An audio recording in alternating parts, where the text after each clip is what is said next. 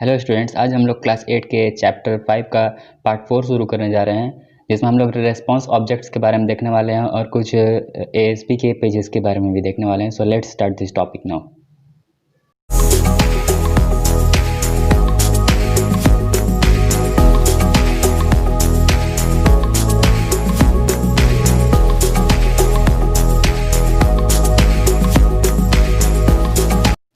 Start करने से पहले मैं आप सभी को बता देता हूं कि अगर आप इस चैनल पर नए हैं और हमारे चैनल के कोई भी वीडियो को मिस नहीं करना चाहते हैं तो प्लीज़ इस चैनल को सब्सक्राइब करके बेल आइकन पर टिक करना ना भूलें। और हमारे चैनल के कोई भी वीडियोस को क्लास वाइज अगर आपको देखना है तो प्लीज़ इस चैनल के प्लेलिस्ट सेक्शन में जाके अलग अलग क्लासेस के वीडियोज़ को देख सकते हैं। जैसे क्लास 8 का वीडियो को क्लास 8 के फोल्डर पर क्लिक करना होगा, क्लास 8 के वीडियोज़ को इस तरीके से आप लोग देख सकते हैं। क्लास 7 का भी वीडियोज़ उसी तरीके से देख सकते हैं, क्लास 7 के फोल्डर को खोल के, और क्लास 7 के सारे चैप्टर को देख सकते हैं। ऐसे ही अलग अलग क्लास के वीडियोस को ऐसे ही देखा जा सकता है। इस टॉपिक में सबसे पहले हम लोगों को रेस्पॉन्स ऑब्जेक्ट्स के बारे में देखना है कि इसका मतलब क्या होता है। तो जैसा कि हम लोग जानते हैं कि हम लोगों का जो सर्वर हम लोगों ने क्रिएट किया है IIS के द्वारा, तो वो जो पेज हम लोग सेंड करते हैं सर्वर के थ्रू, वो जाके वेब ब्राउज़र में खुलता है। जो यूज़र कोई यूज़र दूसरे कंप्यूटर से अगर अपने वेब ब्राउज़र से हमारे सर्वर्स को यूज़ कर रहा है तो उसको वो पेज दिखलाई देता है।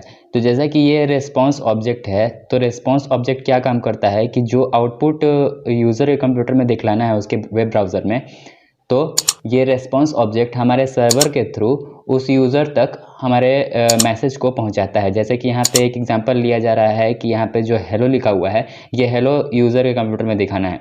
तो ये हेलो मैसेज दिखाने के लिए यूज़र के कंप्यूटर में, यूज़र के वेब ब्राउज़र में दिखाने के लिए यहाँ पे जो बात लिखा हुआ है, तो उसके लिए हम लोग ये कोड का इस्तेमाल करते हैं, जिसमें हम लोग response.write लिख के और फिर उसके बाद हम लोग उस मैसेज को टाइप करते हैं जो मैसेज हम लोग दिखाना चाहते हैं यूज़र के कंप्यूटर में।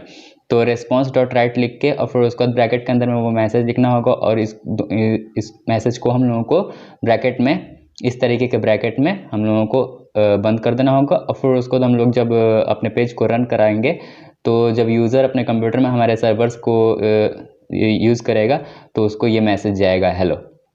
तो response.write स्टेटमेंट का यही प्रोसीजर है। तो इसके बारे में यही बात बताया जा रहा है। The result would be word hello displayed in the browser. यहाँ पे ये जो बात बताया जा रहा है, तो उसके ब्राउज़र में ये मैसेज दिखाई देगा। अगर हम लोग उस हेलो मैसेज को बोल्ड और ब्लू करना चाहते हैं, थोड़ा सा क्रिएटिव बनाना चाहते हैं उस मैसेज को, तो उसके लिए भी हम लोग कोड्स लिख सकते हैं। तो उसके लिए उस ब्रैकेट के अंदर में ही जहाँ पे हेलो लिखा हुआ है उसके लेफ्ट में हम लोगों को फॉन्ट का टैग और बोल्ड का टैग डाल देना होगा। फिर उसके बाद हम लोग उस बोल्ड के टैग को क्लोज कर देंगे और फॉन्ट के टैग को क्लोज करके फिर उसके बाद जैसे ही उस पेज को रन कराया जाएगा तो यूज़र कंप्यूटर में जाके वो बोल्ड और ब्लू फॉर्म में ये हेलो मैसेज दिखाई देगा।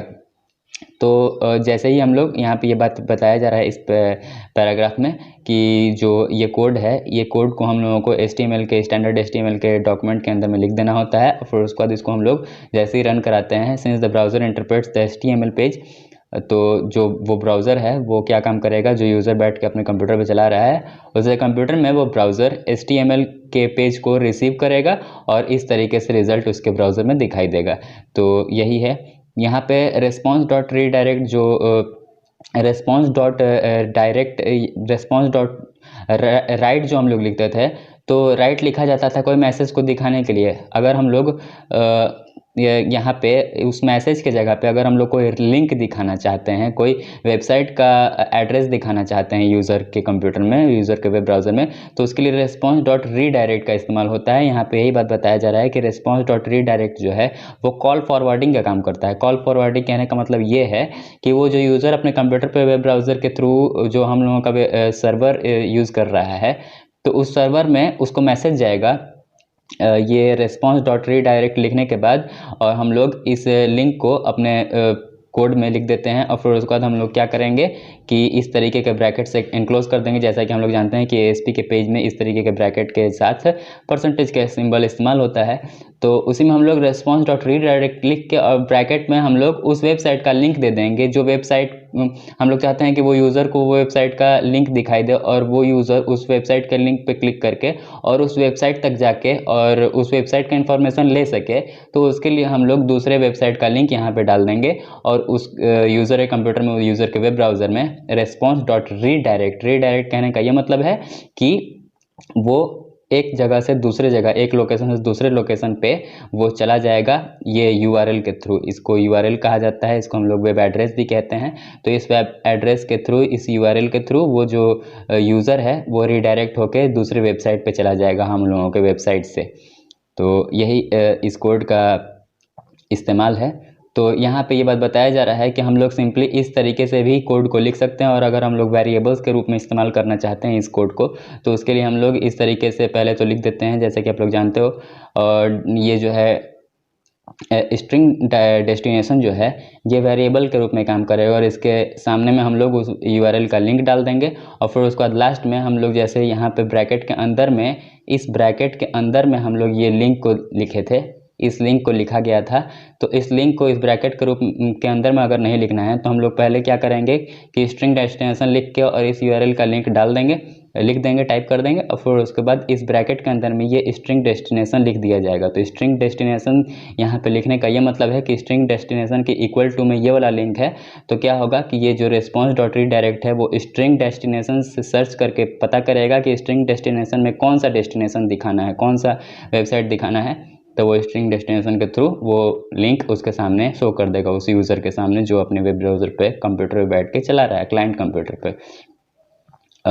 तो यहाँ पे जो मैंने हाईलाइट किया हुआ है, तो यहाँ पे यही बात बताया जा रहा है कि जो यूज़र है वो रीडायरेक्ट होकर एक पेज से दूसरे पेज पे ले जाने के लिए उसको हम लोग ये response.redirect का इस्तेमाल करते हैं। तो यहाँ पे ये टॉपिक कंप्लीट हो गया। अब हम लोग देखते हैं हम लोगों का जो HTML का जो पेज है, जो ASP का पेज है, वो कैसे कैसे उसका स्टेप्स शुरू से लेके आखिरी तक फिर से रिवाइंड करके बताया जा रहा है। तो जैसा कि हम लोग अपने कंप्यूटर में शुरू करते हैं, अगर हम लोग सबसे पहले अपने कंप्यूटर में बैठेंगे तो सबसे पहले हम लोगों को कंप्यूटर में IIS को इंस्टॉल करना होगा। तो IIS को कैसे इंस्टॉल किया जाता है वो प्रीवियस चैप्टर में बताया गया है। तो सबसे पहले हम लोगों को अपने कंप्यूटर में IIS को इंस्टॉल करना होगा, क्योंकि बिना IIS के द्वारा हम लोग अपने कंप्यूटर को वेब सर्वर्स के रूप में नहीं इस्तेमाल कर सकते हैं, और उसके अंदर में ASP के कोड्स को भी नहीं इस्तेमाल किया जा सकता है। जैसा कि कोई यूज़र अपने कंप्यूटर पर बैठ के अपने वेब ब्राउज़र में जस्ट डबल क्लिक करेगा हम लोगों के वेब सर्वर को, तो उसके वेब सर्वर में कुछ दिखाई नहीं देगा, क्योंकि उसके वेब ब्राउज़र में कुछ नहीं दिखाई देगा, क्योंकि हम लोग अपने वेब सर्वर में, अपने कंप्यूटर में IIS को इंस्टॉल नहीं किए हैं। तो उसके लिए सबसे पहले IIS को इंस्टॉल करना पड़ता है, और इंस्टॉल करने का अगर आपको तरीका नहीं पता है तो प्रीवियस चैप्टर में ये बात बताया गया है। फिर उसके बाद ASP के कोड्स को हम लोगों को HTML के पेज के साथ लिंक कराना पड़ता है। मीन्स लिंक नहीं कराना होता है, HTML के पेज में ही वो ASP के कोड को लिखा जाता है। यहाँ पे ये बात बताया जा रहा है कि ASP is going to be displayed as a part of a web page. तो जो वेब पेज होता है वो हम लोगों का, तो वेब पेज HTML के कोड से ही लिखा जाएगा, HTML के स्ट्रक्चर से ही लिखा जाएगा। कोई भी वेब पेज को हम लोग डिज़ाइन करते हैं HTML लैंग्वेज से, तो HTML लैंग्वेज से हम लोग अपने पेज को डिज़ाइन कर लेंगे। कोई भी टेक्स्ट एडिटर को खोल के, या जैसे कि नोटपैड होता है, तो नोटपैड में हम लोग HTML के स्ट्रक्चर को, HTML के पेज को तैयार कर लिया जाएगा, और उसी पेज के अंदर में हम लोग ASP के कोड्स को लिखते हैं, जैसा कि यहाँ पे बताया जा रहा है कि जैसा कि ये वाला चीज़ लिखा गया है। तो फिर उसके बाद हम लोग बॉडी के अंदर में ASP के कोड्स को लिखेंगे। ASP के कोड्स को कैसे लिखा जाता है, तो इस ब्रैकेट में लिखा जाता है, जैसा कि मैंने पहले बताया भी है कि ये ब्रैकेट के साथ परसेंटेज का सिंबल होता है, और इसी के अंदर में हम लोग अपने ASP के कोड्स को लिखते हैं। और फिर उसके बाद लास्ट में भी ऐसे ही ब्रैकेट के साथ परसेंटेज वाला सिंबल लिख के बंद कर दिया जाता है। जैसे कि यहाँ पे एक वेरिएबल लिखा गया है स्ट्रिंग मैसेज। तो स्ट्रिंग मैसेज जो है वो एक तरीके का वेरिएबल है। तो डायमेंशन जो होता है उसके साथ वेरिएबल लिख दिया गया है। तो ये डायमेंशन वेरिएबल कहने का ये मतलब है कि यहाँ पे जो डायमेंशन के साथ नेक्स्ट लाइन में जो वर्ड लिखा जाएगा वो एक तरीके का वेरिएबल कहलाएगा। तो डायमेंशन के साथ वेरिएबल लिख दिया गया है, तो ये स्ट्रिंग मैसेज जो है एक तरीके का वेरिएबल का काम करेगा। तो यहाँ पे यही बात बताया जा रहा है। तो इस वेरिएबल के साथ ये जो स्ट्रिंग मैसेज है इसके इक्वल टू में हम लोगों को कुछ मैसेज डालना होगा। जैसे कि यहाँ पे ये बात बताया जा रहा है कि स्ट्रिंग मैसेज के साथ हेलो वर्ल्ड लिखना होगा, ताकि अगर हम लोग स्ट्रिंग मैसेज के इक्वल टू में हेलो वर्ल्ड नहीं लिखेंगे तो यूज़र के कंप्यूटर में कुछ मैसेज जाएगा ही नहीं। इसलिए वेरिएबल के इक्वल टू में कोई मैसेज लिखना होता है, वो मैसेज ही यूज़र के कंप्यूटर में दिखाई देता है। तो यहाँ पे यही बात बताया जा रहा है कि जो स्ट्रिंग मैसेज है उसके साथ डेटा टाइप लिखना होता है, और ये जो है हेलो वर्ल्ड एक तरीके का मैसेज है जो कि वेरिएबल स्ट्रिंग मैसेज के साथ में शो करेगा यूज़र के कंप्यूटर में। और once the variable has value, जैसे कि जो वेरिएबल है यहाँ पे जो स्ट्रिंग मैसेज है उसके साथ अगर हम लोग वैल्यू डाल देंगे तो क्या होगा, वो डिस्प्ले हो जाएगा HTML के पेज के साथ लिंक होके। और राइट रेस्पॉन्स डॉट राइट जो मैंने पहले बताया था पिछले पेज में कि रेस्पॉन्स डॉट राइट जो है उसके साथ ये जो है ये वाला मैसेज हम लोगों को लिखना होगा। तो कैसे ये लिखाएगा, तो रेस्पॉन्स डॉट राइट लिखने के बाद हम लोग क्या करेंगे, ये स्ट्रिंग मैसेज ब्रैकेट में लिख देंगे। और स्ट्रिंग मैसेज जो ब्रैकेट में लिखा जाएगा तो वो HTML का पेज अपने आप समझ लेगा। जो वेब ब्राउज़र पे बैठ के यूज़र चला रहा है अपने कंप्यूटर पे, तो वो वेब ब्राउज़र अपने आप समझ जाएगा कि स्ट्रिंग मैसेज का मतलब क्या है। स्ट्रिंग मैसेज का मतलब है हेलो वर्ल्ड। तो क्योंकि स्ट्रिंग मैसेज इक्वल टू हम लोगों ने अपने सर्वर में हेलो वर्ल्ड लिखा हुआ है, तो ये रेस्पॉन्स डॉट राइट क्या काम करेगा, यूज़र के कंप्यूटर में ये स्ट्रिंग मैसेज शो करेगा। और स्ट्रिंग मैसेज क्या है, हेलो वर्ल्ड। तो हेलो वर्ल्ड उसके कंप्यूटर में दिखाई दे देगा। तो यहाँ पे यही बात बताया जा रहा है। Next, we shall use response dot write method to write a line break into the HTML। हम लोग रेस्पॉन्स डॉट राइट के कोड को, ये जो हम लोगों का जो मेथड है रेस्पॉन्स डॉट राइट का जो मेथड है जिसके मदद से हम लोग अपने मैसेज को शो करते हैं यूज़र के कंप्यूटर में, उसको हम लोग दूसरे रूप में भी इस्तेमाल कर सकते हैं। मीन्स अगर हम लोगों के लाइन में हम लोगों का जो पेज है उसमें बहुत सारे लाइन्स हैं, तो हम लोग बहुत सारे लाइन्स के बीच में अगर ब्रेक डालना चाहते हैं तो उसके लिए हम लोग ब्रैकेट में BR लिख के और ये कोड को लिख देते हैं। तो इससे क्या होता है कि कोई भी लाइन में ब्रेक का इस्तेमाल हो जाता है। फिर उसके बाद रेस्पॉन्स डॉट राइट का एक और इस्तेमाल किया जाता है VB स्क्रिप्ट के द्वारा, टाइम जो है, जैसे यहाँ पे BR लिख के हम लोग अपने लाइन के बीच में ब्रेक डाल दिए हैं दो लाइंस के बीच में, उसी तरीके से अगर हम लोग रेस्पॉन्स डॉट राइट लिख के और टाइम का कोड डाल देंगे तो क्या होगा कि उस समय का टाइम दिखाई दे देगा यूज़र के कंप्यूटर में। तो उसको कैसे लिखा जाता है, तो यहाँ पे देखिए ये उस कोड को लिख के दिखाया गया है। रेस्पॉन्स डॉट राइट लिख के ब्रैकेट के अंदर में the time on the server is लिख के, और फिर उसके बाद हम लोग जैसे ही ये टाइम वाले कोड को हम लोग अपने सर्वर में लिखेंगे तो, और फिर उसके बाद ब्रैकेट को बंद करने के बाद क्या होगा कि उस यूज़र के कंप्यूटर में उस समय का टाइम दिखाई दे देगा। उसके यूज़र के वेब पेज में, उसके वेब ब्राउज़र में उस समय का टाइम दिखाई दे देगा ये कोड के द्वारा। Finally we need to finish the HTML page. फिर उसके बाद हम लोगों को अपने HTML को पेज को फिनिश करने के लिए लास्ट में हम लोगों को क्या करना पड़ता है कि /body लिख के /HTML लिखना होता है। ये आप सभी को पहले से पता होगा, HTML का डॉक्यूमेंट जब आप लोगों को सिखाया जा रहा होगा।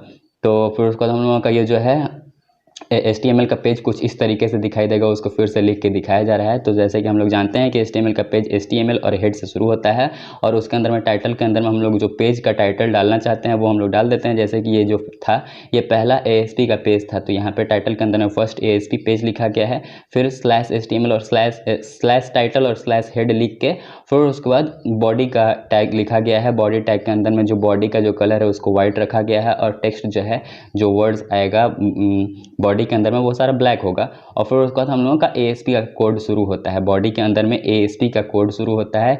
ये सारा जो कोड ये लिखा हुआ है ये सारा ASP का कोड है। जैसे कि ये जो dimension variable DIM string message, जैसे कि आप लोगों ने पिछले पेज में देखा, ये सारा लिखना होगा। और STR मैसेज लिख के और हेलो वर्ल्ड लिखना होगा। फिर रेस्पॉन्स डॉट राइट लिख के STR मैसेज लिखना होगा ताकि उसके कंप्यूटर में, यूज़र के कंप्यूटर में हेलो मैसेज जाए, क्योंकि रेस्पॉन्स डॉट राइट का यही काम है, वो रेस्पॉन्स कराता है यूज़र के कंप्यूटर में वो मैसेज को। फिर उसके बाद रेस्पॉन्स डॉट राइट लिख के लाइन के बीच में ब्रेक चाहिए, और फिर उसके बाद रेस्पॉन्स डॉट राइट लिख के हम लोगों ने उस समय का टाइम दिखाने के लिए टाइम का कोड डाला था। और फिर उसके बाद ये ASP का कोड जो होता है वो इस तरीके के ब्रैकेट से बंद हो जाता है, जैसा कि आप लोग जानते होंगे। और फिर उसके बाद /body और /HTML से हम लोगों का डॉक्यूमेंट कंप्लीट हो जाता है। तो फिर उसके बाद हम लोगों का डॉक्यूमेंट को कंप्लीट करने के बाद हम लोग उसको सेव करते हैं। तो उसको सेव करने के लिए my first ASP page dot ASP extension से इसको सेव करना पड़ेगा। हम लोग जो भी फाइल का नेम डालते हैं तो ASP का पेज जब भी हम लोग सेव करते हैं तो लास्ट में ASP लिखना होता है .ASP। तो उसको सेव करके हम लोग जिस डायरेक्टरी में, जिस फोल्डर में सेव करना चाहते हैं उस फोल्डर में हम लोग उसको सेव कर देंगे। फिर उसके बाद क्या होगा कि जो यूज़र अपने वेब ब्राउज़र में उस पेज को, हम लोगों के पेज को अगर ओपन करेगा इस लिंक के द्वारा, ये जो लिंक है ये उसके कंप्यूटर में डालना होगा, वो टाइप करेगा ये लिंक, और जैसे ही वो टाइप करेगा तो उसको इस तरीके से वेब ब्राउज़र उसके सामने खुल के आएगा। तो ये हो गया ASP का पहला पेज का आउटपुट। और इसी के साथ हम लोगों का ये चैप्टर कंप्लीट हो गया है। उम्मीद करता हूँ कि आप सभी को ये चैप्टर कंप्लीट समझ में आ गया होगा। अगर नहीं समझ में आया तो ये पेज को या जो 4 टॉपिक्स का वीडियो हम लोगों का बनाया गया है उसको आप लोग रिवाइंड करके फिर से प्ले करके देख सकते हो, जिससे आप लोगों को ये चैप्टर और क्लियर हो जाएगा। That's all for today. Have a good day. Thank you.